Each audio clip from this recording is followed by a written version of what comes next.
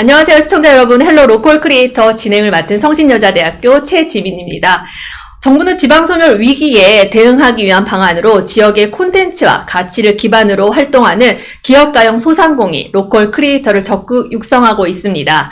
이에 따라 뉴스빔TV에서는 2025년 1월부터 매월 2회 로컬 콘텐츠를 기반으로 한 청년 창업 생태계를 활성화를 목표로 헬로 로컬 크리에이터 프로그램을 기획하게 되었습니다.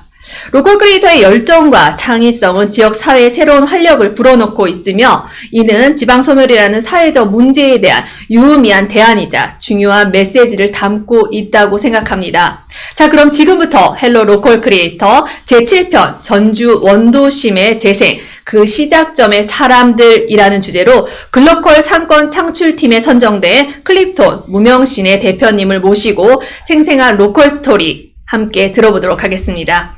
안녕하세요. 먼 길 오시느라 고생 많으셨습니다. 시청자 여러분들께 간단히 자기소개 부탁드립니다. 네, 안녕하세요. 저는 클립톤 부대표 전정환입니다. 네, 저는 2015년부터 제주 창조경제혁센터 센터장을 맡아서 7년간 지역 창업 생태계 조성을 한 경험이 있는데요.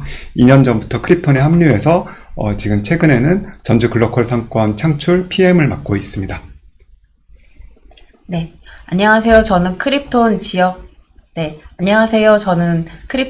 창업 생태계 팀장을 맡고 있는 오민정입니다. 전주에서 글로컬 상권 사업 담당하고 있습니다. 안녕하세요. 무명신의 협동조합 이하늘이라고 합니다. 네, 저희는 이제 전주에서 상영 기반으로 영화문화 활동을 하고 있는 커뮤니티 시네마이고요. 이번에 글로컬 창출 사업에 컨소시엄 업체로 같이 참여하게 돼서 클립톤과 함께 하게 되었습니다. 네, 너무나 반갑습니다. 클립톤은 국내 최장수 엑셀러레이터라고 들었습니다. 엑셀러레이터란 무엇이고, 그 다음 클립톤 어떤 기업인지 간단하게 말씀 좀 부탁드립니다. 네. 엑셀러레이터는 보통 이제 창업자들, 스타트업 초기 창업자들을 이제 발굴해서 그분들이 성장할 수 있도록 돕는 그런 기업인데요. 그분들은 이제 자본도 부족하고 네트워크도 부족하고 여러 가지가 부족합니다. 그래서 투자도 하고 네트워크도 하고 사업 방향성에 대한 자문도 하는 것이 엑셀러레이터고요. 크립토는 2000년 정도부터 이제 엑셀러레이터 역할을 했고요. 그리고 초기 기업부터 이제 IPO 단계까지 올 스테이지 엑셀러레이터를 하고 있습니다. 무명신에도 여쭤봐야 되겠는데 어떤 계기로 시작되었고 왜 협동조합이라는 형태를 택하셨는지 궁금합니다. 네. 저희는 2016년도에 영화 제작 워크숍을 통해서 만난 친구들끼리 영화 상영을 해보면 좋겠다 해서 나의 N번째 사춘기라는 무밤일 밤샘 영화제를 했고요. 거기서 이제 관객들과 만나는 자리에 그런 즐거움과 소중함을 알게 되었고, 그러면서 이제 상영 활동을 지속해 나가기 위해서 임의단체를 2017년에 만들었고요. 그리고 21년도에 이런 활동들을 계속 지속 가능하게 하기 위해서, 그리고 이제 상영 기반의 공간을 마련하거나 또는 활동가들의 인건비 같은 마련을 위해서 기업화, 조직화 하려고 했고, 그래서 이제 협동조합을 조직하게 되었습니다. 협동조합 형태를 선택한 이유는, 임의단체 활동을 할 때부터 원래 사회적 경제 조직이 되어야겠다. 이제 저희의 활동이 공공적인 목적을 위해서 있기 때문에 그런 사회적 경제 조직이 되어야겠다라고 생각했고, 저희 활동하는 친구들이 모두 다 같이 만들어내는 그런 조직이기 때문에, 모두가 평등한 그런 협동조합 형태를 선택하게 되었습니다. 무명신의 이름이 굉장히 특이한데요. 이름엔 네. 어떤 의미가 담겨 있을까요? 네, 그 무명신에는 이제 이름 없는 영화나 배우의 그런 작품을 상영하자라는 뜻에서 이름 없다의 무명과, 그리고 영화가 이제 영화가 상영되기 전에 암막의 형태가 되잖아요. 암전되잖아요. 그 형태가 이제 빛이 없다라는 그런 이미지도 담아서 그런 중의적인 표현을 가지고 있고요. 이름 없는 모두의 영화관이라는 슬로건을 표방하고 있습니다. 되게 멋집니다. 원래 로즈파닌 대표님도 함께 하시기로 하셨잖아요. 일정상 참여하지 못하셨는데 로즈파닌 기업에 대해서 간단하게 설명 부탁드립니다. 네. 네. 로즈파니는 그 전주에서 지금 활동하고 있는 기업이고요. 되게 로맨틱하고 개성적인 룩을 그 제작하고 있습니다. 특히 이제 발레코어 같은 좀 굉장히 로맨틱한 룩을 하고 있는데 우연히 전주에 왔다가 전주의 매력에 좀 빠져서 파슨스 디자인 스쿨을 졸업하셨고 미국에서 활동하시다가 갑자기 전주에 오셔가지고 네, 사업을 진행하고 계십니다. 고향이 아니신데 우연히 오신 거군요. 네, 맞습니다. 크립톤이 그러면 글로벌 상권 창출 사업에 참여하게 된 배경에 대해서 좀 듣고 싶습니다. 네, 크립토는 이제 지역 창업 생태계 4단계 전략이라는 것을 가지고 있습니다. 그래서 지역에 맞는 그 사업 분야를 선정하고 그리고 성공 사례를 만들고 3단계에서 이제 지역의 원도심에 거점을 마련한다가 원래부터 있었고요. 그리고 4단계에 그것을 이제 글로벌하게 연결한다라는 전략이 있습니다. 그러다 보니까 제주하고 영도에 자회사가 있고 다른 지역에도 지사가 있을 정도로 지역 원도심에 관심이 많은데요. 특히 2년 전에 이제 전북 쪽에 이제 저희가 진출을 하게 되면서 저희는 일부러 원도심에 저희 사무실을 두고 있었습니다. 그러던 중에 작년에 중기부에서 글로벌 상권 창출 사업이 처음 시작되게 되었는데요. 저희에게 딱 맞는 사업이라고 생각이 돼서 참여하게 되었습니다. 이 사업 이제 제목이 글로컬 상권 창출 사업이잖아요. 그 글로컬이라는 개념을 부대표님은 어떻게 정의하실 수 있으실까요? 네, 과거에는 우리나라가 이제 뭐 성장하는 과정에서는 글로벌로 수출을 한다, 글로벌 진출해야 된다 이런 얘기를 많이 했잖아요. 근데 지금 우리나라가 전 세계적인 이제 선진국이 되고 또 한국의 컨텐츠를 부러워하는 곳이 돼서 많은 사람들이 이제 한국과 연결되고 싶어 하는데요. 그런 것에 이제 오리지널리티가 있다고 할 수 있는 로컬이 지금 글로벌이랑 이렇게 연결성이 좀 부족한 상태입니다. 사람들 간의 연결도 부족하고 예를 들면 외국인들이 지역에서 같이 협업하고 싶어도 어떻게 접근해야 되는지 누구를 만나야 되는지 모르고 지역에 있는 분들은 또 그렇게 연결되기가 어려운 상황입니다. 그래서 저희가 생각하는 글로컬은 그런 사람들 간의 창의적인 어떤 일을 같이 할 수 있는 관계가 형성되는 것이라고 보고 있습니다. 다시 말씀드리면 사람과 사람의 네트워크, 네. 관계성, 연계성 네. 이런 것들을 조금 표현하고 정의할 수 있겠네요. 아까 전에도 원도심에 관심이 많다라고 말씀을 주셨는데 또 그 원도심 외에도 전주를 선택하셨던 네. 이제 이유가 있으셨을까요? 네.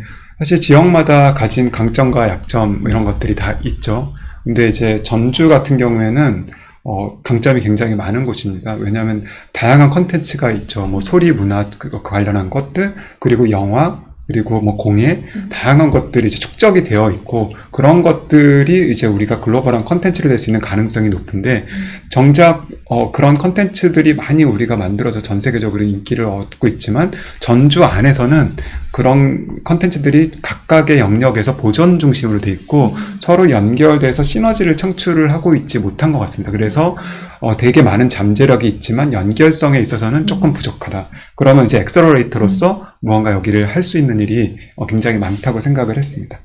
다시 보시면 크립톤이 그 네. 잠재력을 네. 전주에서 발굴해내기 위해서 이제 선택하셨다라고 생각이 듭니다. 무명신의 대표님께도 여쭤보고 싶은데요. 서울도 아니고 전주에서 협동조합을 운영한다는 거 쉽지 않으셨을 거라 생각이 듭니다. 어떤 이유에서 지금까지 이어져 오고 있는지 궁금합니다. 네, 영화 관련 사업에서 좀 산업에서 일을 해보고 싶다는 생각을 했었는데요. 사실 이제 전주가 제가 이제 나고 자란 곳이기도 하고, 그래서 이제 전주에서 뭔가 관련해서 일을 해보고 싶다라고 생각을 하고 있었어요. 하지만 이제 지역이다 보니 그런 이제 산업시설은 전무하고요. 그래서 저희가 이제 상영이라는 활동을 접하고 활동을 하게 되면서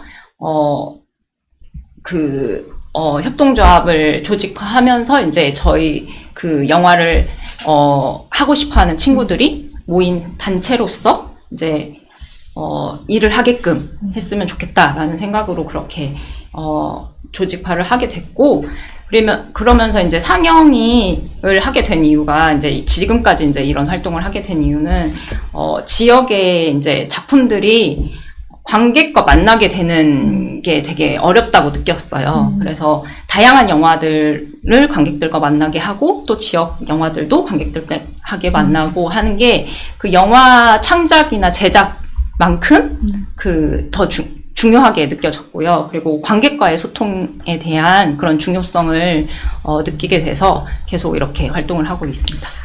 관객과의 소통에 대한 어떤 갈구가 있었다라는 생각이 들고요. 독립영화 쪽에서 많이 활동을 하셨나요?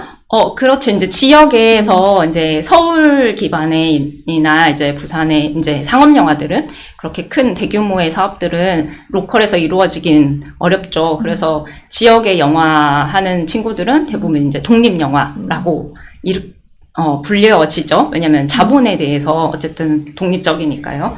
그래서 독립영화를 기반으로 한다기보다는 사실은 이제 좀 더 다양한 영화를 이제 보여주기 위해서 상영 활동을 하는 것이고, 거기에 이제 독립영화도 한 부분에 네. 이루고 있습니다. 일부분의 독립영화 하신다라는 거. 컨소시엄을 구성하셨잖아요. 무명신의 로즈파니와 협업하게 된 이유가 있으셨을까요? 네. 일단 크립톤은 이제 엑셀러레이터다 보니까 이제 특히 이제 저희 미션이 세상을 변화시키는 기업을 위해 존재한다입니다. 그러다 보니까 이 기업들이 어떻게 이제 이 세상의 변화를 만들어 갈 거냐에 관심이 많은데요. 이 기업들을 저희가 컨소시엄을 구성할 때 봤던 기준이 진정성, 그리고 전문성, 다양성 이렇게 세 가지로 생각을 했습니다. 일단 이분들이 전주를 진심으로 사랑을 해야 되는 거죠. 각자의 이유가 나 관점이 좀 다를 수는 있죠. 근데 어떤 무명신의 같은 경우는 전북 출신이시고 전북에서 10년 이상 이제 이런 사업을 해오셨죠. 그리고 로즈파니는 외부인의 시각에서 또 전주를 낯선 관점에서 이제 진정성 있게 애정을 가지고 바라보시고 계시죠. 그래서 이런 분들이 굉장히 많아져야 된다. 그리고 그분들이 서로 관점을 교류할 수 있어야 된다는 점에서 진정성을 받고요. 전문성은 뭐 영화 분야에서 그리고 패션 분야 각각의 전문성이 있었다는 게 굉장히 좋았습니다. 그리고 세 번째는 이제 다양성 관점에서는 이분들이 좀 더 오픈된 마인드로 다양한 걸 융합하고 만들어가고 함께 배우고 이런 거에 대한 태도가 있는 분들, 이런 관점에서 이제 컨소시엄을 이렇게 구성하게 되었습니다. 진전성과 전문성과 다양성에 관련돼서 네. 이제 협업을 네. 하게 되셨다라고 이제 생각을 하고요. 또 다양한 파트너 간의 시너지를 내기 위해 운영 전략 같은 건 네. 있으셨을까요? 네, 일단 이런 분들이 각각의 전문성이 있는데 다른 영역의 사람들이나 또 다른 지역의 사람들을 만날 계기가 없었습니다. 그래서 이 프로그램 자체는 첫 번째 그 어떤 전략은 서로 일단 마주 볼 기회를 만드는 거죠. 그 다양한 이제 커뮤니티 어떤 프로그램이라든지 이런 걸 통해서 만나는데 함께 공유된 어떤 미래에 대한 비전, 상상, 이 동네가 어떻게 됐으면 좋겠다. 이런 것은 공통되게 이제 가져가게 되는 겁니다. 그리고 이분들이 같이 협업을 할 수 있는 어떤 아이디어나 이런 게 나오면은 그걸 실행해 볼 수 있도록 저희 사업을 유연하게 이제 팔로업을 설계하면서 협업하거나 뭔가 시너지를 낼 수 있도록 같이 기획을 합니다. 이런 것들이 저희의 운영 전략이라고 볼 수 있습니다. 요즘 전주 원도심 하면 상권이 좀 정체되었다라는 이야기가 많이 들려요. 현장에서 느끼기에는 왜 활성화되지 못하고 있다고 보시나요? 대표님 어떠세요? 무명신의 대표님? 사실 이제 뭐 전주뿐만이 아니라 전주 원도심뿐만이 아니라 모든 이제 지역 사회의 경제적인 정체는 지금 있는 것 같고요. 그래서 어쨌든 뭐 이런 뭐 글로컬 상권 창출 사업이 의도하는 그런 것들이 있기 이전에는 새로 이렇게 유입되는 것들이 지역에는 확실히 적고요.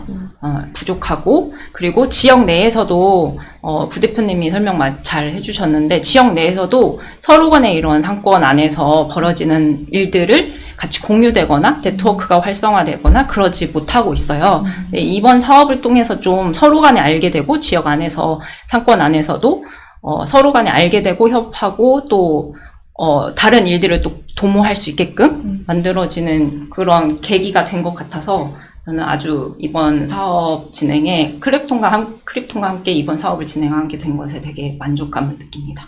또 네. 다른 의견이 좀 있으실까요? 네. 어떠실까요? 네. 제가 조금 말씀드리면요.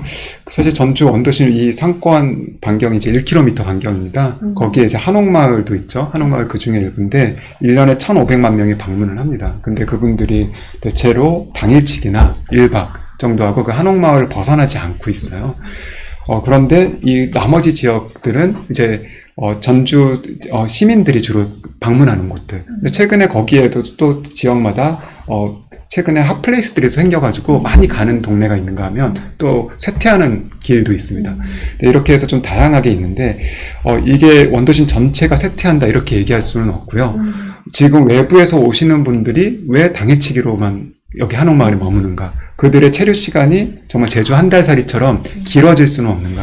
그리고 지역민들이 이런 외부인들을 만나거나, 또 지역민들은 또 한옥마을을 갈 일이 없습니다. 가도 이제 재미가 없는 거죠. 그래서 이제 그런 부분에서 이게 어떤 단순히 개량적으로 지금 활성화됐다 아니다 얘기하기보다는 각각의 동네에 있는 잠재력들을 어떻게 연결할 거냐의 관점에서 보면은 이제 활성화 전략이 나올 수 있지 않을까 생각이 듭니다. 네. 저는 이걸 듣다 보니까 콘텐츠가 부재한 게 아닌가라는 생각이 듭니다. 오래 머무를 수 없다라는 거는 뭔가 즐길 거리, 그러한 것들이 좀 부족하지 않는가. 그런 것들을 찾기 위해 글로컬 상권 조성팀의 크립톤과 무명신의 이제 로즈마리가 이제 모였다라고 생각을 합니다. 그 향후 미래가, 굉장히 이제, 변화된 거를 제가 보고 싶다라는 생각이 들고요. 그러면 전주 크리에이티브 타운이라는 프로젝트를 진행하고 계시잖아요. 이 공간은 어떻게 시작됐고 궁극적으로 어떤 변화를 만들고 싶은지 궁금합니다. 네. 좀 전에 말씀드린 거랑 좀 연결이 되는데요. 사실 전주의 컨텐츠가 부재하시다는 것은 어떤 면에서는 맞고 또 어떤 면에서는 아닐 수도 있는데요.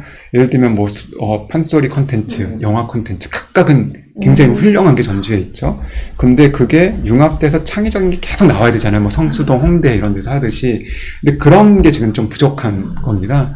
그러다 보니까 한옥마을에 이제 가신 분들은 특히 한옥마을이 이제 임대료가 올라가면서 계속 비슷비슷한 컨텐츠 찍어내기로 이제 한 10여 년 전부터 되고 있고, 그래서 이제 새로운 거 없어. 한번 가보면 또 가볼 필요가 없어. 이렇게 되는 건데, 만약에 이게 경계를 넘는 융합과 창조성이 발현이 되기 시작하면 지난달에 갔어도 이번에 가면 또 새로운 걸 발견할 수가 있고, 또 나도 거기에 참여할 수 있고, 이런 생태계가 만들어질 거라고 생각이 듭니다. 그래서 우리가 만들고 싶은 크리에이티브 타운은 단순히 소비하는 곳이 아니라 뭔가 창의적인 일을 하는 사람들, 그냥 여행 온 사람일 수도 있고 지역 사람일 수도 있고, 이런 사람들이 계속 창조적인 거를 만들어낼 수 있는, 여기 가면 영감이나 창의성이 발현되는 곳을 저희는 만들고자 합니다. 연결됨이 필요하다라는 생각이 들고요. 그 다음에, 지금 한옥마을이 그 집가 상승으로 인해서 젠트리피케이션 현상이 그럼 지금 일어나고 있는 상태인가요? 이미 사실 그 한옥마을이 설계될 때부터 지역에 사시던 분들이 많이 떠나게 되었고요. 한옥마을의 정주 인구가 없어진 상태로 돼서 사실상 지역민들 입장에서 보면은 약간 테마파크화된 약간 그런 약간 그냥 갇혀진 어떤 그런 곳이 된 것입니다. 그래서 이 부분이 되게 훌륭하게 성공했지만 한편으로는 굉장히 지역과의 연결성에 있어서는 지금 약간 미래지향적으로 보면 되게 잠재력이 지금 좀 발현이 못된 상태다. 그럼 요걸 어떻게 변화시킬 것이냐가 지금 이 사업의 어떤 모멘텀을 만들어야 되는 일이라고 생각합니다. 네, 그 사업의 핵심이라고 생각이 들고요. 그럼 원도심 상권은 아까 지금 계속 이어서 이제 얘기를 나아갈 건데요. 하나로 연결하는 과정에서 지금까지 가장 어려웠던 점이, 사업을 이렇게 시작한 건 오래되진 않으셨지만 그래도 조금 어려웠던 점이 있으셨을까요? 네, 사실 말씀 주신 것처럼 실제로는 저희가 한 반년, 한 6개월, 8개월 정도 사업을 했기 때문에 어떤 생태계를 만드는 결과가 나오기엔 조금 이릅니다. 실제로는 제가 제주에서 경험했던 상황을 봐도 한 2, 3년 정도는 돼야지 가시적인 의미 있는 성과가 나옵니다. 그래서 현재는 서로 연결되지 않았던 게 연결돼서 본인들이 체감할 수 있는 실행하는 사람들이 뭔가 느끼는 단계라고 볼 수 있고요. 저희가 로컬 크리에이터나 강한소상공인을 원도심 안에서 지금 13팀을 뽑았습니다. 중기부에서 따로 뽑았는데, 근데 흥미롭게도 한옥마을에서는 한 팀도 안 나왔습니다. 그러니까 한옥마을은 아까 말씀드린 대로 반복되는 거를 찍어내서 당장 돈 되는 거를 할 수밖에 없기 때문에 거기에서는 그런 팀이 못 나오는 거죠. 오히려 외곽에 있는 지금 전주 시민들이 많이 가는 지역에 되게 훌륭한 친구들이 하나둘씩 여기에서 보이기 시작했고, 그래서 그 친구들이 사업을 성공하면서 한옥마을 쪽까지 이제 스며들면서 변화를 일으키기까지 이 사업을 어떻게 하면 이제 지속적으로 이걸 끌어갈 것이냐. 그것이 어떻게 보면 가장 지금 어려운 단계라고 생각이 들고요. 첫 단계로서는 나름 의미 있는 시작이었다고 생각이 듭니다. 크게 한 4가지 사업을 하시잖아요. 그 4가지 사업에 대해서 저희가 이야기 좀 해보려고 합니다. 첫 번째는 커뮤니티 시네마에 대한 내용입니다. 무명신의 대표님과 연관이 되어 있을 것 같은데요. 영화를 통해서 그 커뮤니티 산업 매개를 통한 사업 구상이라고 전 알고 있습니다. 이런 것들이 클립톤과 무명시네가 협업한 이유가 아닐까 생각이 들고요. 커뮤니티 시네마 하니까는 대중들에게는 좀 생소할 수 있습니다. 쉽게 설명해 주신다면 어떤 걸까요? 네, 커뮤니티 시네마는 뭐 협소한 의미로 영화관이나 영화를 뜻하는 건 아니고요. 지역사회 이익을 목적으로 둔 그 모든 영화 문화 활동을 말하고 있습니다. 그래서 뭐 소수의 그런 창작자나 산업 관계자가 아니라 시민과 관객이 주도가 돼서 영화 문화 활동을 하고, 뭐 상영뿐만이 아니라 영화 매개로 교육이나 토론, 뭐 생활문화 활동, 또는 이제 뭐 지역사회 수기담론까지 토론할 수 있는 그런 모든 활동들을 말하고 있습니다. 그럼 기존 극장 상영과 비교해 좀 추구하는 방식이 있을까요? 아까 잠시 얘기해 주셨지만 좀 확장해서 말씀을 해주시면 좋을 것 같습니다. 네. 이제 기존 극장이 시민과 관객들을 단순 소비자로 할애를 하는 반면에 커뮤니티 시네마는 시민과 관객이 주체가 되어서 주체로서 역할을 하는 게 다르고요. 그리고 극장을 함께 만들어간다는 측면에서 운영 방식에서 차이가 있다고 할 수 있습니다. 그러면 시민들이 프로그램을 만들거나 운영을 할 수도 있는 건가요? 그렇죠. 저희 뭐 조합 형태에 참여를 한다거나 이제 많은 이제 커뮤니티 시네마라고 하는 게 독일, 유럽에서 되게 오래전부터 진행되고, 일본에서 지금 시민들이 모여서 극장을 만들고 영화제를 하는 형태로 활발히 활동을 하고 있는데, 네, 한국도 그런 식의 영화 문화 활동이 거의 10몇 년 전부터 이어지고 있습니다. 네. 그 무명신의 대표님은 협동조합이라고 아까 말씀을 네. 하셨잖아요. 그 연령대가 어떻게 구성이 될까요? 저는 이제 네, 40대 친구도 있고, 네. 뭐 30대 친구도 있고 20대 친구까지 고루 있는데, 다만 저희가 조금 아쉬운 점은 약간 장년층의 분들이 같이 활동을 하지 못하고 있는 게 아쉬워서, 그렇지만 이제 여러 가지 활동을 하면서 이런 그 중장년층까지 포함되어서 커뮤니티 시네마 활동을 할 수 있기를 바라고 있습니다. 어떻게 보면 MZ세대들의 핵심이 지금 네. 운영되고 있다라고 보여지는데요. 청년층이죠. 네, 청년층인데요. 네. 그러면 이러한 영화를 통해 사회적 연결이 지금 말씀한 것처럼 이제 실제로 연결되는 것 같은데요. 어떻게 나타나고 있는지 좀 구체적으로. 네. 코로나 하나의 예시를 드리자면, 코로나 시기에 이제 극장들의 운영이 안 되고 사람들이 이제 다 각자의 생활을 할 때, 저희가 이제 약간 그 극장을 빌려서 이제 영화 바람의 언덕이라는 독립영화를 상영한 적이 있는데, 모이신 분들이 이제 오랜만에 그런 한 군데에서 모인 그런 상영이었어요, 영화관에서. 그래서 숨 쉬는 것 같다고 하시는 관객분들이, 살아 숨 쉬는 것 같음을 여기에서 느낀다고 하셨거든요. 그러면서 이제 그 관객과의 대화라고 해서 이제 감독님과의 대화도 하고, 그리고 거기 모이신 분들을 하고 영화에 대한 이야기를 나누면서 뭔가 공동체적인 경험을 하시는 거죠. 거기서 이제 인간으로서, 사람으로서 이제 사회적인 연결이 이 영화를 보면서도 이루어진다라는 것을 느끼실 수 있었습니다. 무명신의 대표님으로 인해서 지역사회에 많이 기여를 하고 있다라는 생각이 드는데요. 그럼에도 불구하고 운영 과정에서 느끼는 어려운 그런 점들이 있죠. 네, 어떤 점일까요? 솔직하게 말하자면 사실 이제 자본적인 측면이죠. 네.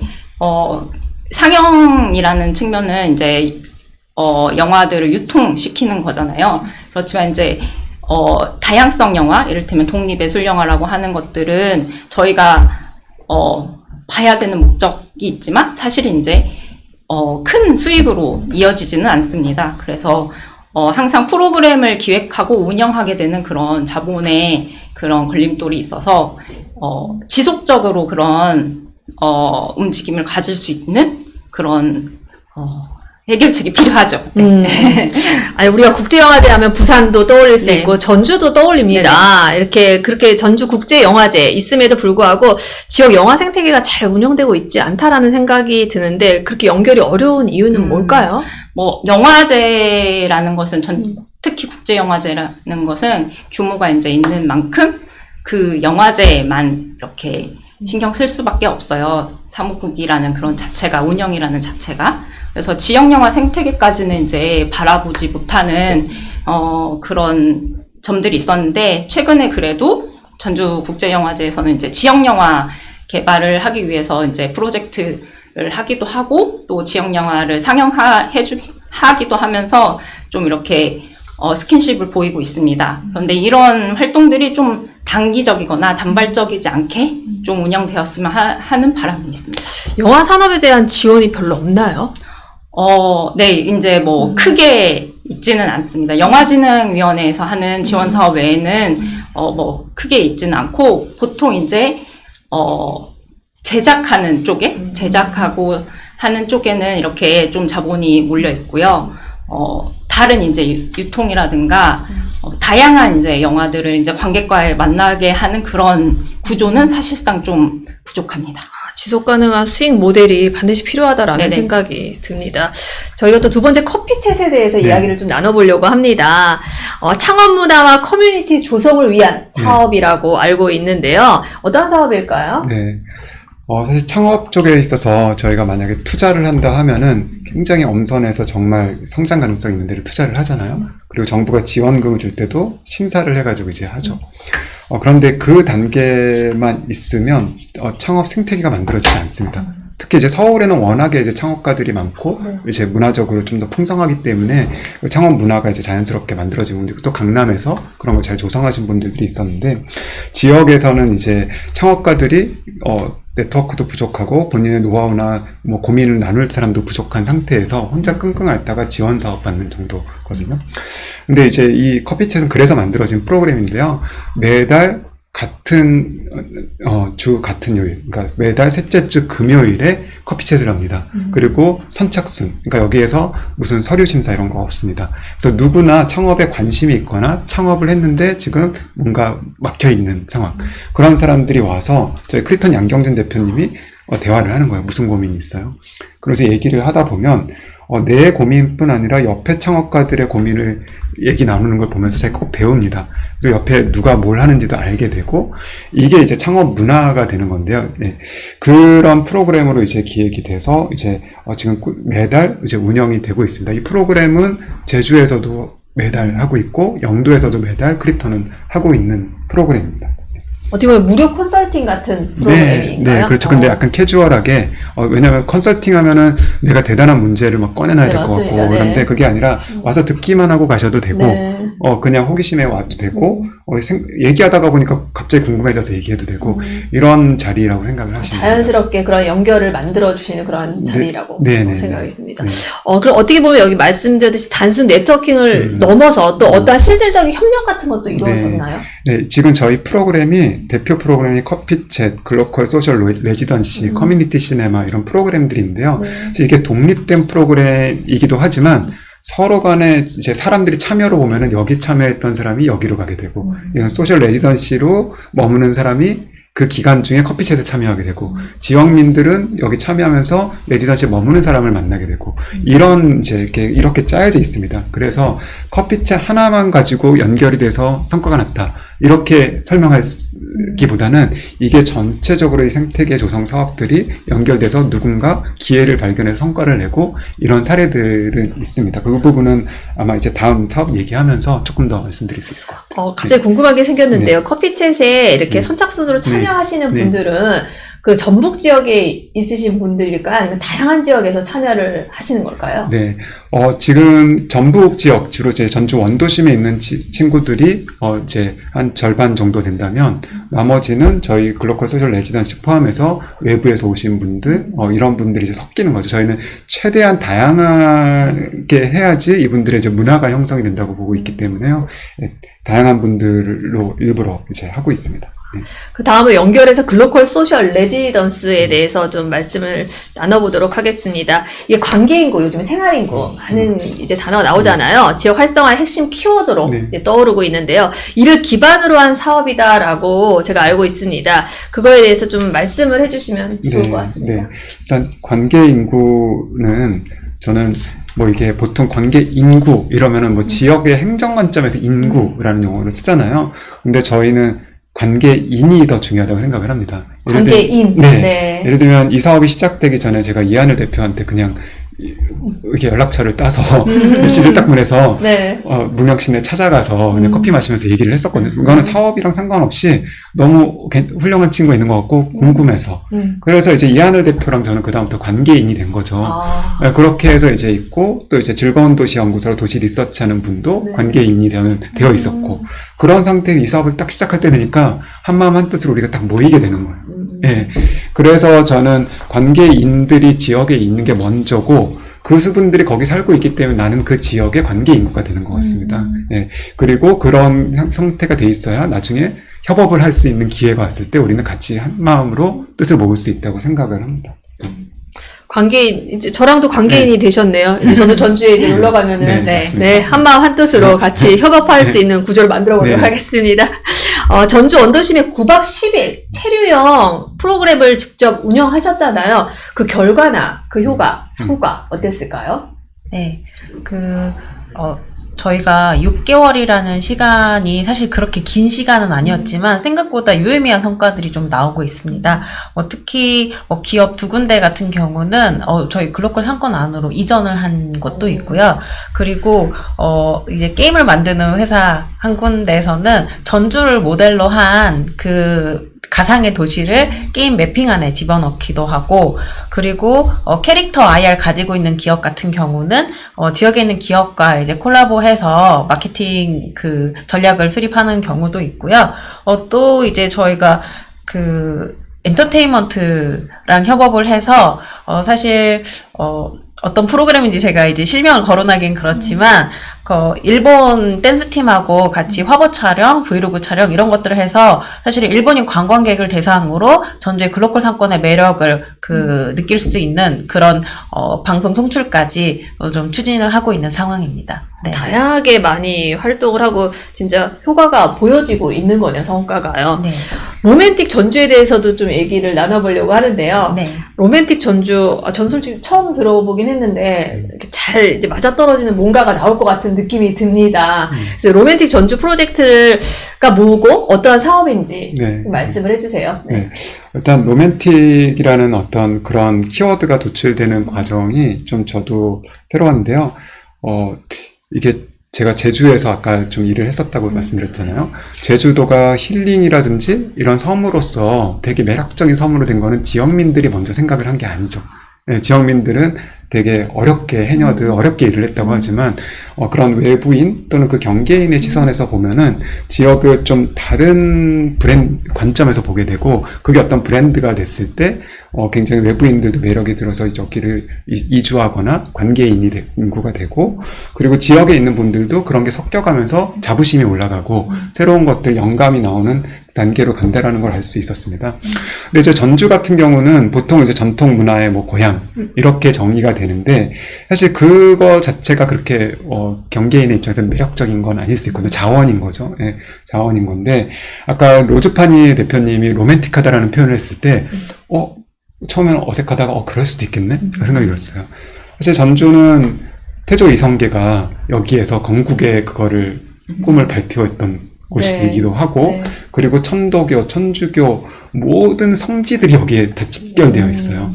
어떻게 보면 그 조선시대이긴 하지만 그 당시에 다양한 문물, 그러니까 어떤 소리를 한다고 해서 전 세계 소리꾼들이 모여들었었고, 예, 이렇게 보면은 이분들이 가졌던 어떤 창작의 에너지, 아니면 새로운 비전을 선포하는 에너지가 굉장히 있었던 도시라고 생각이 듭니다. 그리고 그런 것들이 어떤 형태로든 켜켜이 여기에 쌓여 있거든요. 그래서 뭔가 좀 그런 새로운 시도라든지, 창의적인 뭔가 생각을 하는 사람이 조금 관대하다라는 생각이 좀 들었어요. 제가 다른 도시에 비해서. 그래서 이런 것들이 로맨틱이라는 말로도 표현될 수 있겠다. 내가 나의 세계관을 만들고 그런 것들을 표현하고, 그래서, 이 로맨틱이라는 전주라는 키워드를 저희가 좀, 어셉트를 하게 됐습니다. 네. 외부인의 시선으로 탄생하게 된 그러한 단어라고 네. 생각이 그죠. 드네요. 전주의 매력에 김영원 대표님 왜 빠져들었을까? 이유를 물어보니 로맨틱 로맨틱하다. 의상을 만드시는, 원래 유럽의 낭만주의 패션을 디자인하시는 분인데, 전주에 왔더니 옛날 건물들, 이제 한 100년 전 건물들, 이런 것들이 너무 매력적이고, 그런 게 보존이 잘 돼 있고, 막 거기에 큰 빌딩이 세워진 게 아니라 네. 그런 게 있잖아요. 거기에서 느껴지는 거고, 특히 최근에 이제 폭삭 속았수다 그 드라마 되게 네네. 인기였잖아요. 촬영의 한 3분의 1인가를 전주 원도심에서 했다고. 네. 근데 그런 게 이제 약간 CG를 써서 네. 이제 여기가 실제 어딘지는 지금 밝히지 않고는 있지만 그것이 어떻게 보면은 낙후된 거로 볼 수도 있지만 어떻게 보면 되게 로맨틱하게 볼 수도 네. 있다고 생각이 듭니다. 보는 시각 관점에 네. 따라서 진짜 도시의 공간이 달라진다라는 네. 생각이 듭니다. 무명신의 대표님한테 또 여쭤보고 싶은 게 많습니다. 전주에서 활동하는 이유, 고향이시죠? 네. 네. 근데 이 도시가 가진 특별함 있으셨을 것 같습니다. 네. 저는 이제 지역민이라서 네. 그렇게 크게 생각해 본 적은 없지만, 그래도 전주가, 문화예술적 기반이나 소양을 갖춘 그런 사람들이 많이 있다라고 느껴지거든요. 활동을 하다 보면 굉장히 이제, 그런 소양을 갖춘, 같이 활동할 수 있는 그런 사람들이 많다고 느껴지고요. 아까 부대표님도 말씀드렸지만, 연결될 수 있는 외부인이라고 해야 되나요? 어쨌든 지역에 같이 이제 들어오는 사람들과 연결될 수 있는 가능성이랄까? 그런 포용성이 큰 그런 도시? 따뜻함이 있는 도시라고 저는 요즘 생각을 하고 있어요. 개방적이고 가능성이 많고 포용적성이 굉장히 큰 도시가 네. 전주다라고 이제 또 표현을 해주셨는데요. 이 사업이 지금 하고 계신 사업이잖아요. 그 사업이 지역 사회와 어떤 방식으로 연결되는지, 또 지역 주민들과 협력, 참여 어떻게 이루어지는지, 시네마도 그런 네네. 거잖아요. 네네. 그런 것들에 대해서 조금 여기 대표님부터 좀 말씀을 해주시겠어요?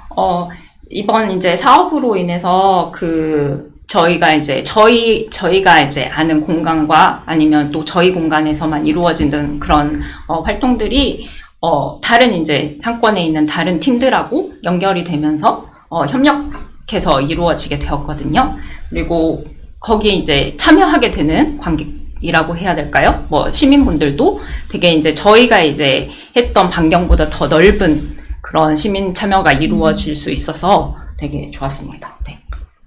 크립토는 어떨까요? 그 외부인들이 와가지고 커피챗이라든지 글로컬 레지던시 이러한 사업들은 네. 많잖아요. 네. 지역 주민들과 협력하거나 이러한 참여하는 네. 사업들이 있을까요? 이하늘 대표님이 얘기하신 거를 조금 더 부연 설명을 일단 먼저 해드리면요. 커뮤니티 시네마가 이하늘 대표님이 이제 운영하는 공간에서 주로 기존엔 열렸다면, 지역에 워컵이라는 이제 카페가 있습니다. 공간이 있으면 그분이 하우스 마켓이라는 것을 이제 열어요. 그럼 그 시즌에 맞춰서 일부러 거기 공간을 하나를 빌려서 거기서 커뮤니티 시네마를 상영을 합니다. 그리고 커피챗도 일부러 돌아다니면서 지역의 공간, 매력적인 공간을 가진 카페라든지 이런 곳을 돌아다니면서 하죠. 그러면은 거기에 주인분도 이렇게 기웃기웃거리면서 참여를 합니다. 그렇게 해서 공간, 사람, 그리고 영역, 이런 경계를 넘어서 연결이 되면 지역민들 입장에서는 내 지역에 있는데 뭔가 새로운 것들이 계속 이렇게 연결되는 거죠. 보통은 지역엔 그게 부족하니까 서울로 막 가잖아요. 네. 근데 내 지역의 홈그라운드가 되게 이렇게 그런 연결성이 풍부해져서 일단은 지역민들에게 우연히 운 좋은 기회가 생기게 하는 게 저희 목표거든요. 그냥 길 가다가 만났는데 갑자기 뭔가 아이디어가 생기거나 그런 관점에서 저희가 이제 막 연결성을 만들고 있고요. 지금 이거는 계속 현재 진행형입니다. 저희가 컨소시엄도 있지만 파트너들이 계속 늘어가고 있어요. 이거 하다 보니까 또 이분이 참여하게 되고 이렇게 약간 스노우볼링처럼 이렇게 커져가고 있고, 거기에 지금 저희가 컨텐츠를 구축하면서 우리 동네 아카이브 이런 걸 통해서 지역의 소상공인들을 계속 인터뷰를 해서 컨텐츠를 구축해서 저희가 이제 브리크라는 이제 매거진이랑 같이 협업해서 만들었는데요.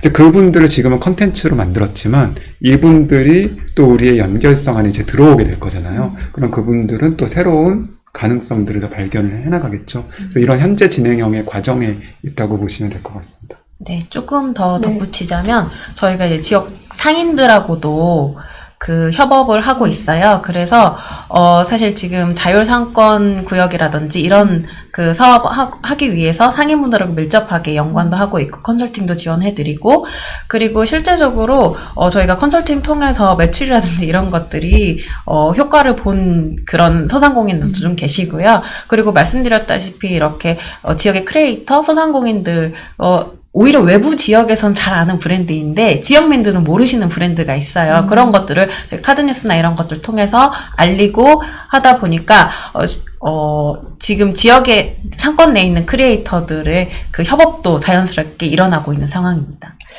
상인들이 힘든 점은 뭐라고 말씀을 하시던가요? 상인분들이 힘든 점들은, 특히 이제 전통시장이나 기존 상권에 있는 상인분들은 아무래도 마케팅에 대한 고민들이 많으세요. 그래서 그런 것들은 오히려 현장에 있는 젊은 크리에이터들과 연결해드리기도 하고요. 그리고 이제 아무리 이제 교육을 받아도 그것보다는 협업을 더 원하는 그런 수요들도 있으신데 그런 것들도 실제적으로 매칭을 해드리고 있습니다. 그러니까 보통 상인들은 자기 공간을 운영하거나 하시는 분들은 계속 운영을 해야 되니까 그 넘어서 어떤 사람들을 만나서 사업을 좀 디벨롭하거나 하는 시간이나 네. 그런 계기가 부족할 수가 있는 것 한계에 같아요. 부딪히시죠. 네, 그래서 네. 그런 것들을 효과적으로 저희가 네트워크 제공해 드리는 게 그분들한테 도움이 되고, 또 그 온라인으로 홍보를 뭐 릴스라든지 이런 거를 뭐 직접 하시고 싶어도 하실 수 있는 방법을 잘 모르거나, 또 아니면 직접 안 하더라도 오히려 외부에 그런 거를 잘 하시는 인플루언서가 와서 이런 거를 알려주면 금방 또 이제 잘 알려지는데, 그런 계기가 또 부족하거든요. 그래서 이제 그런 교육이라든지 또 저희 프로그램을 통해서 저희 체류하는 저희 외부의 인플루언서나 이런 분들이 그거를 올릴 수 있도록 유도한다든지 이런 일들을 하고 있습니다. 굉장히 좋은 홍보 효과인 것 같아요. 그 해외에서도 전통시장 보면은 일부러 그 홍보 효과를 인플루언서를 부른다든지 유명인들이 와서 한번 찍고 나면 굉장히 그 상권이 활성화되잖아요. 그러한 방법을 쓰고 계시는 것 같다라는 생각이 또 듭니다. 그 글로벌 창출 사업의 현장에서 마주하는 그 장애물들 있잖아요. 현실적인 장애물. 뭐가 있을까요?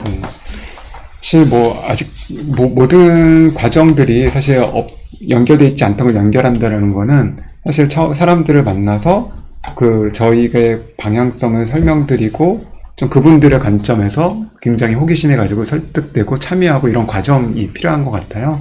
그래서 그게 지금 저희가 그게 어려움이나 장애물이라기보다는 기존에 안 돼 있던 것들을 이제 만들기 위해서 이제 어떻게 이분들 관점에서 이제 우리가 이해를 하고 참여하게 할까?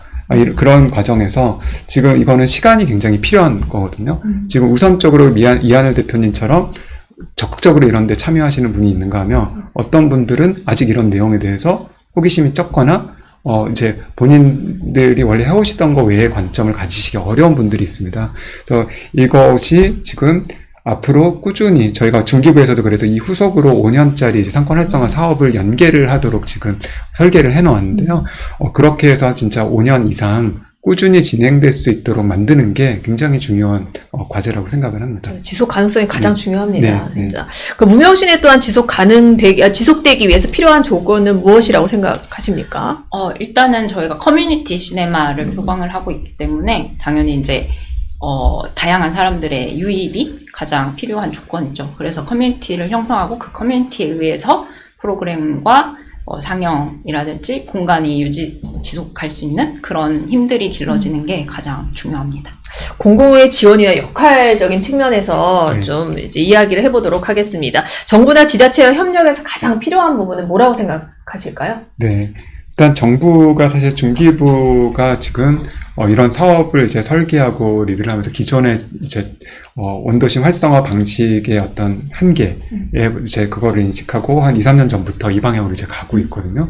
그래서 저는 정부가 이런 방향성 설정이나 거기에 맞는 프로그램을 진취적으로 설계하는 데 있어서 굉장히 잘 해나가고 계시다고 생각이 들고요. 근데 이제 지자체들은 상대적으로 여기에 대한 좀 이해도가 낮을 수 있어요. 그건 전주만의 문제는 아니고요. 전반적으로 정부가 이런 사업을 지금 주도하니까 일단 참여를 한다라는 거고, 그리고 또 이제 아무래도 지방의 공무원들이 순환보직이다 보니까 와서 이걸 학습하는데 좀 시간이 걸리고, 이런 것들이 지금 좀 협력할 때 되게 중요한 부분이라고 생각이 들고요. 그래서 어떻게 보면 지방 공무원들이 꾸준히 이런 거에 관심을 가지고 학습하고 이렇게 할 수 있는 계기 마련. 저는 이 과정도 그렇게 만들어가는 과정이라고 생각이 듭니다. 그런 것들이 되게 중요하겠다라는 생각을 하고 있습니다. 또 다른 의견이 좀 있으실까요? 다 제가 말하고 싶은 것을 네. 다 말씀해 네. 주셨는데, 확실히 그 공무원분들의 그런 이해도에서 확실히 이제, 현장에서는 느끼거든요. 그게, 많은 그 노력이 필요할 것이다라고 느끼고 있고요. 저희 그 활동들이 이제 공공의 목적을 기반을 하고 있기 때문에 이런 공공적인 자원의 그런 유입에 대한 것이 분명히 좀 이루어져야 될 거라고 생각합니다. 네. 네, 저도 한 네네. 말씀을 좀 보태고 싶은데요.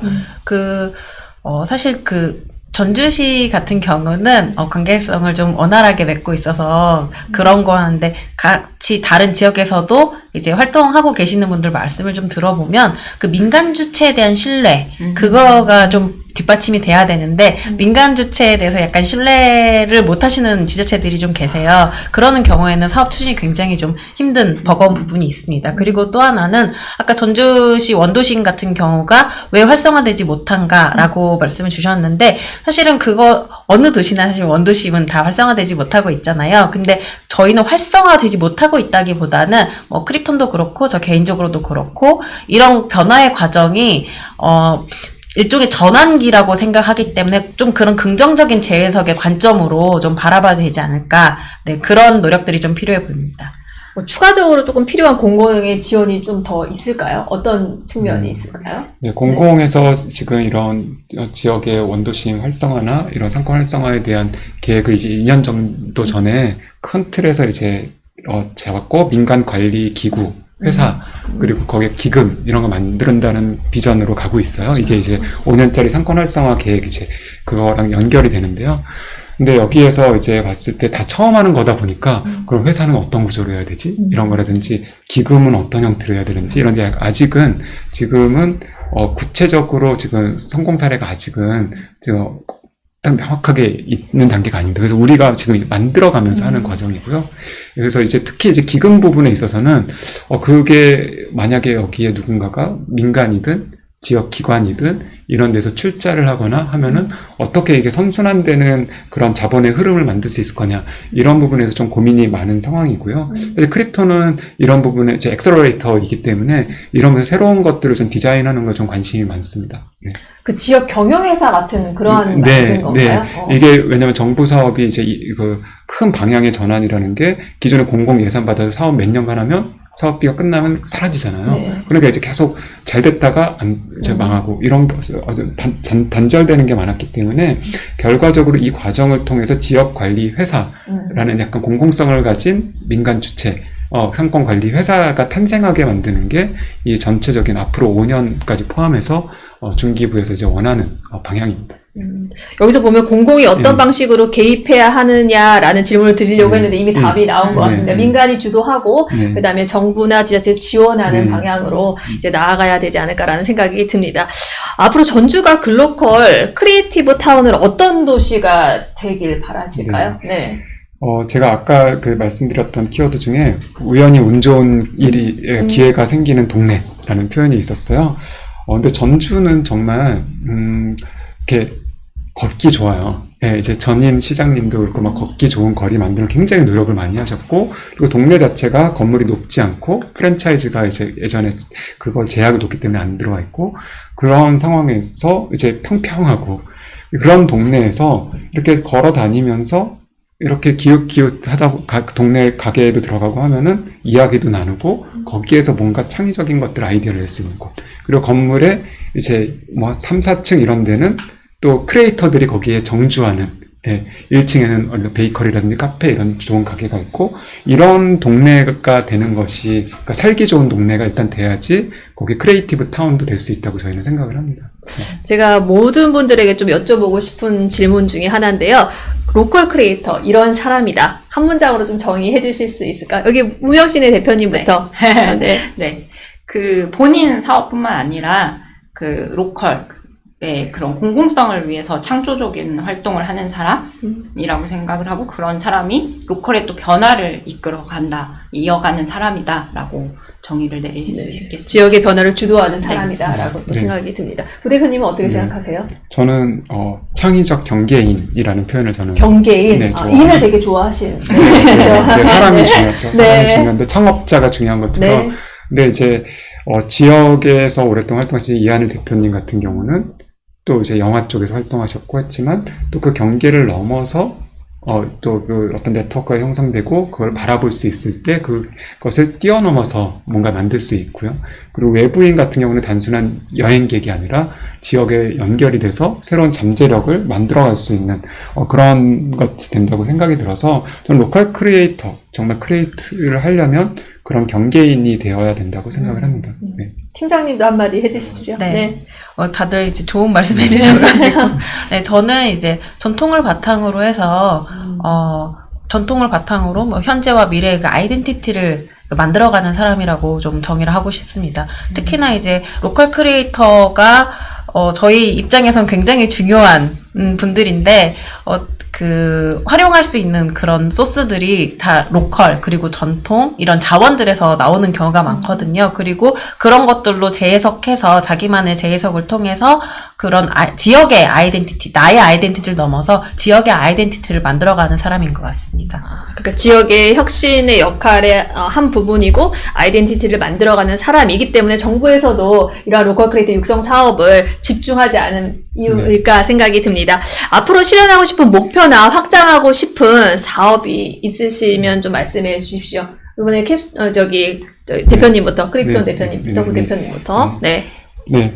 지금, 아까 말씀드린 크립톤의 이제 4단계 전략이 원도심을 중심으로 글로벌까지 연결되는, 그것을 이제 전주 안에서, 정말 그 생태계로 실현을 하는 것이 저희의 목표이고요. 그렇게 되고 나면은 많은 곳에서 전주를 벤치마킹 투어로 올 거라고 생각을 합니다. 마치 우리가 포틀랜드 같은 데나 일본의 가미야마 이런 데를 많이 벤치마킹 가잖아요. 네.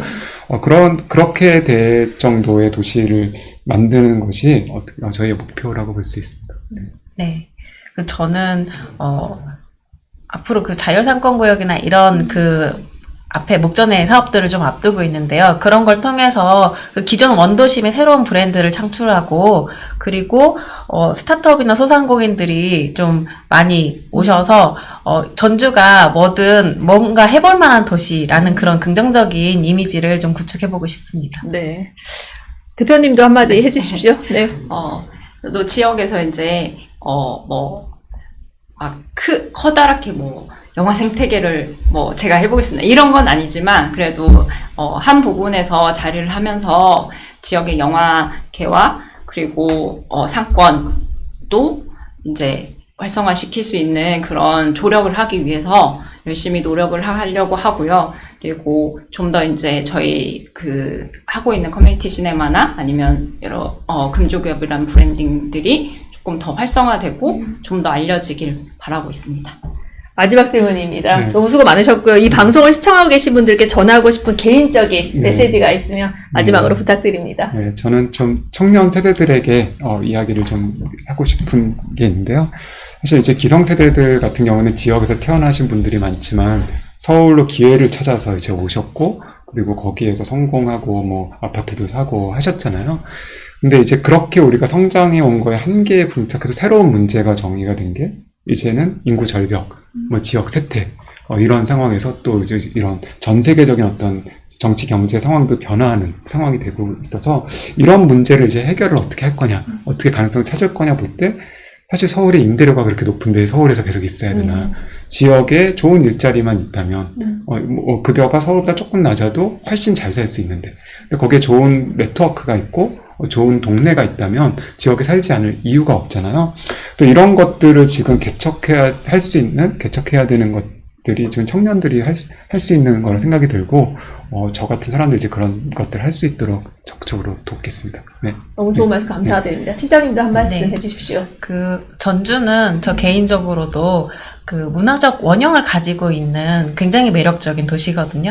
굳이 한옥마을 하나만이 아니어도 그 거리 안에 조선시대, 뭐 근대, 뭐 이런 것들이 다 섞여 있는 그런 자원들이 아주 많은 도시입니다.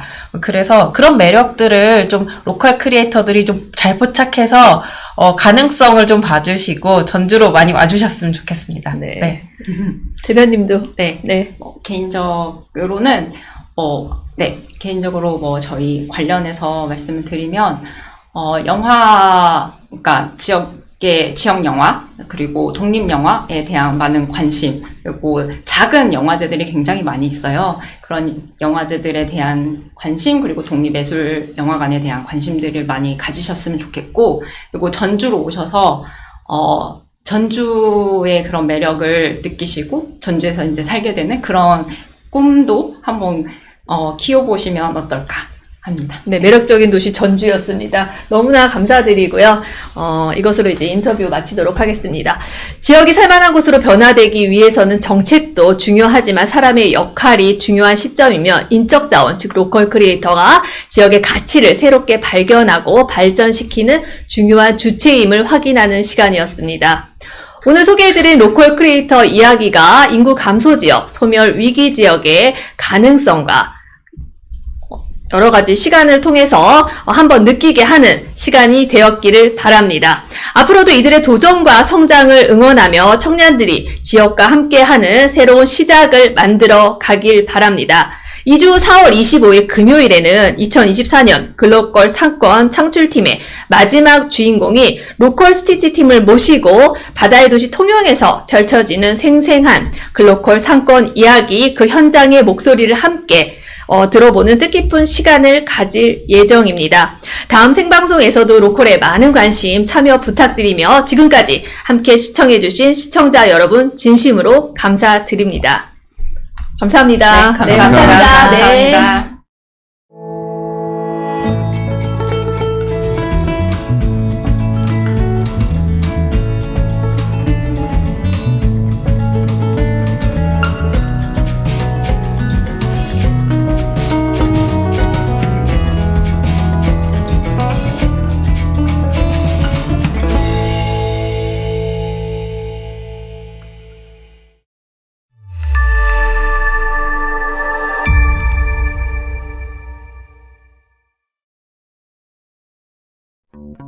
청년 대한민국의 미래. 왜 우리는 꼭 실패한 대통령들이 나와야 될까? 우리 자녀 세대에도 물려줘야 될 명백한 도덕적 의무를 갖고 있는데 과연 우리 세대가 그걸 제대로 하고 있느냐? 청년들을 만날 때마다 굉장히 어려운 상황이라는 것을 많이 느낍니다. 아이가 이제 고3이 지나고 나면 무관심해진다는 거예요. 우리가 지금 행동하지 않아서 지금 이대로 그냥 굴러가서 제가 죽어서 누워있을 때 손주가 무덤에 와가지고 할아버지 왜 그러셨어요? 아마 태클도 많이 들어올 거고 장애물도 많을 겁니다. 그런데 이러한 것을 혼자는 극복하기가 어려울 것이고 저는 사실 좀 약간 무거운 마음으로 이 자리에 섰습니다. KYD라 하면 코리아 유스드림, 대한민국 청년의 꿈, 정치, 경제, 사회, 문화, 대한민국의 각 분야가 과연 미래가 밝은지 라고 질문을 던지면 밝다고 할 사람이 과연 얼마나 있을까. 청년이 좀 꿈을 꿀 수 있는 그런 나라로 이 나라를, 대한민국을 만들어 봤으면 좋겠다.